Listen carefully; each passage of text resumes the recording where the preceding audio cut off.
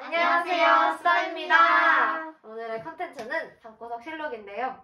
이번에 저희 수담이 다룰 작품은 영화 천문입니다.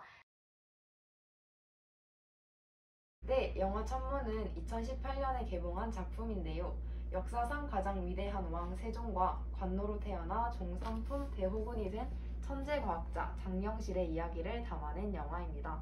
교과서나 책에는 장영실이 세종대왕을 도와서 여러 발명품을 만들어냈다고만 나오잖아? 근데 영화에서 세부적인 스토리를 자세히 풀어줘서 진짜 재미있게 봤어. 그니까 나도 다 알던 내용이라 별 내용 있겠나 싶었는데 진짜 보는 내내 집중했잖아.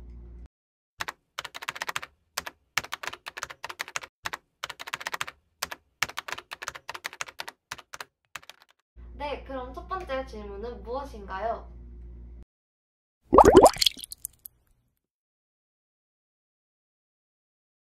조선시대에는 양인과 천민을 구분하는 양천제가 있었는데 양인은 다시 양반, 중인, 상민으로 나눠져서 실제로는 양반, 중인, 상민, 천민 이렇게 4개의 계층이 있었어. 맞아. 그런데 우리가 알고 있는 것처럼 조선의 신분제도는 허물지 못하는 벽이었잖아. 태어날 때부터 정해진 신분에 따라 그에 맞는 삶을 살아가야 하는 것이 당연했던 시절이었잖아. 장영실이 진짜 특별 케이스였던 것이었고.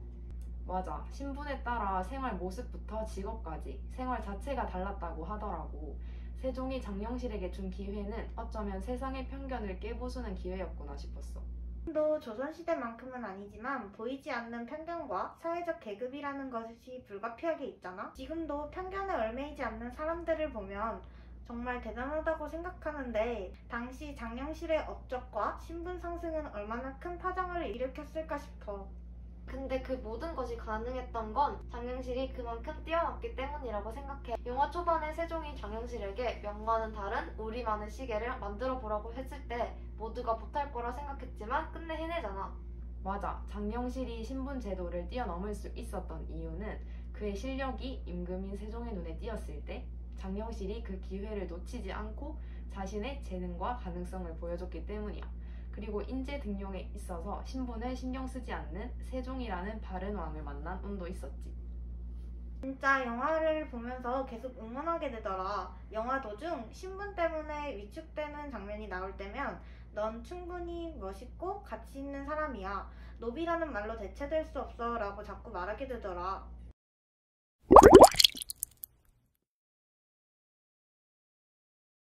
장영실이 신분에 묶이지 않았다면 조선에 엄청난 발전을 이루어내지 않았을까? 발전이라는 게 서서히 이루어지는 경우도 있지만 되게 급작스럽게 이루어지는 경우가 많잖아. 근데 장영실은 신분 제도에 막혀 있을 때도 그만한 업적을 냈는데 막대한 영향력을 가진 귀족 출신이었다면 말 다 했지. 나도 그렇게 생각해. 장영실이 귀족이었다면 장영실의 등용을 탐탁지 않아 하고 신분 때문에 그의 업적과 노력을 건가했던 사람들이 없었을 테니까 장영실은 더 많은 것을 만들어내고 바꾸었을 거야. 근데 만약에 장영실이 관노라는 신분을 벗어나기 위해 자신의 실력을 연마했던 거라면? 사실 우리도 매일 더 나은 미래를 위해서 노력하잖아. 진짜 그랬다면 장영실은 실력을 길러야 할 명분이 없어지고 다른 귀족들처럼 그냥 부족함 없이 살아갔을 수도 있겠다. 그러니까 사실 발명이라는 게 필요에 의해 발생한다고 생각하거든. 그 필요를 느낄 수밖에 없는 환경에 그가 처해 있었기 때문에 그런 엄청난 발명품들을 만들어낼 수 있었던 것 같아. 그렇게 생각할 수도 있겠다. 그리고 장영실이 귀족으로 태어났다면 동일한 업적을 가졌다 해도 관노에서 종상품 대호군이라는 신분을 뛰어넘는 역사가 없어지는 거니까 조금 아쉽네.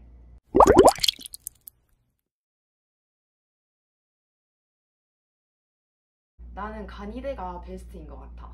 드디어 조선의 계절과 날씨를 갖게 된 걸 감축드리옵니다 전하라는 대사가 기억나?